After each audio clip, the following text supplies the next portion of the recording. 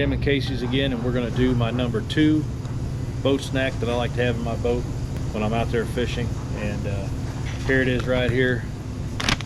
Jack Link's beef jerky. Can't beat it. It's easy to eat while you're on the boat. You can go down the lake flying at 60-70 miles an hour and you can still eat this. It's a perfect snack. It's got a lot of good protein in it as well. So there you have it. Jack Link's beef jerky is my number 2. So comment below what your favorite snack is, and stay tuned tomorrow for the grand finale, my number 1 boat snack that I gotta have in my boat at all times. So thanks again for watching, and we'll see everybody tomorrow.